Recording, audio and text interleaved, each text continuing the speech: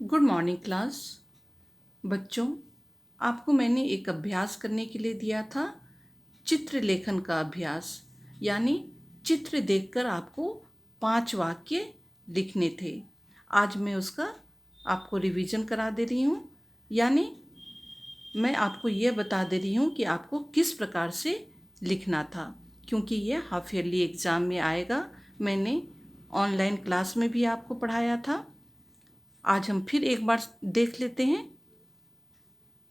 जैसे ये एक स्कूल का चित्र है, तो मैंने यहाँ पहले वाक्य में लिखा, आपको चित्र देखकर वाक्य लिखने थे, 5 वाक्य लिखने थे। तो मैंने यहाँ चित्र देखकर लिखा, यह एक स्कूल का कमरा है या विद्यालय का कमरा है। आप सभी देख सकते हैं, यह एक स्कूल का कमरा है। दूसरा वाक्य मैंने लिखा, कमरे में बच्चे बैठे हैं। आप देख सकते हैं, यहाँ बच्चे बैठे हुए हैं कमरे में। तो दूसरे वाक्य में मैंने चित्र देखकर लिख दिया, कमरे में बच्चे बैठे हैं। तीसरा वाक्य मैंने बनाया, अध्यापिका पढ़ा रही हैं। यहाँ आप देख सकते हैं कि अध्यापिका जो हैं वे पढ़ा रही हैं। चौथे वाक्य में मैंने लिखा, अध्यापिका हिंदी में चित्रलेखन पढ़ा रही हैं। यहाँ आप देख सकते हैं ब्लैक बोर्ड पर चित्रलेखन लिखा हुआ है। इससे आप समझ सकते हैं कि अभी हिंदी की क्लास चल रही है यहाँ पर, और अध्यापिका जो हैं वे चित्र को देखकर वाक्य लिखना सिखा रही हैं। और वही चीज़ मैं यहाँ आपको भी बता रही हूँ। पांचवें वाक्य में मैंने लिखा, बच्चे अध्यापिका की बातें सुन रहे हैं। यानी अध्यापिका जो पढ़ा रही हैं उन्हें बच्चे सुन रहे हैं। इस तरह से आपको 5 वाक्य बनाने थे और इस प्रकार से आपको लिखना भी था। तो मैंने आपको लिख करके भी दिखा दिया कि इस तरह से आपको लिखना था। दूसरा चित्र मैंने दिया था, ये चित्र, यहाँ भी आपको चित्र देख करके लिखना था। मैंने यहाँ भी 5 वाक्य लिखे हैं चित्र देखकर। जैसे पहला वाक्य मैंने लिखा, यहाँ एक स्कूल बैग है, या यहाँ के बदले आप यह भी लिख सकते हैं, यह एक स्कूल बैग है।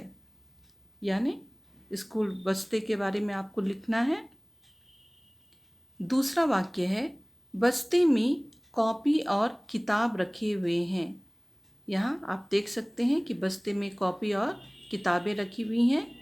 तीसरे वाक्य में मैंने लिखा, पास ही रंगीन पेंसिल भी है।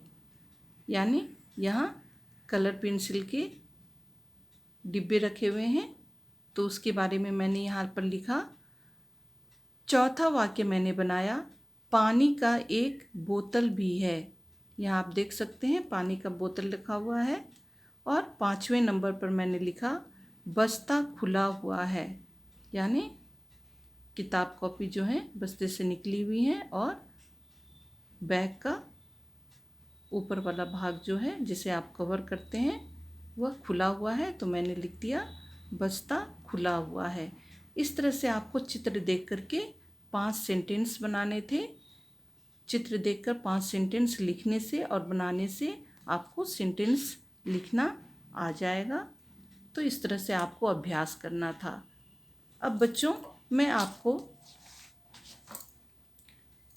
यहाँ लिंग बदलें भेज रही हूँ।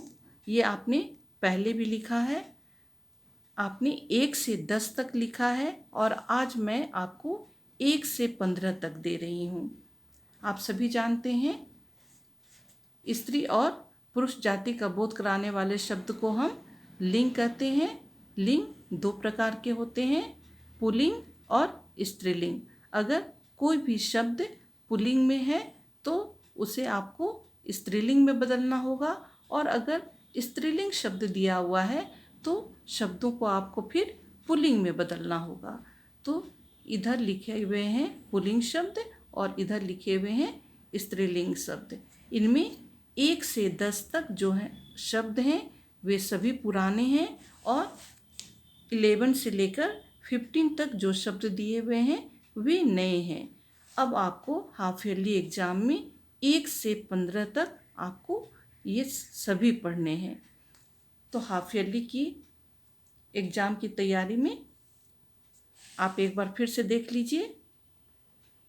यहाँ पिता को आपको स्त्रीलिंग में बदलना है, तो पिता का स्त्रीलिंग हो जाएगा माता, भाई का स्त्रीलिंग बहन, चाचा का चाची, मोर का मोरनी, मामा का मामी, राजा का रानी, ऊँट का उटनी, लेखक का लेखिका, चूहा का चूहिया, हाथी का हथिनी, शेर का शेरनी, धोबी का धोबिन, बेटा का बेटी, नाना का नानी और बैल का गाय।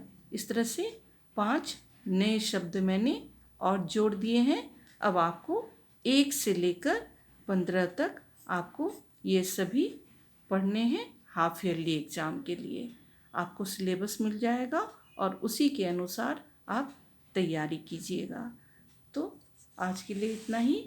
आप इसे याद करके अपनी कॉपी में लिख लेंगे। Thank you.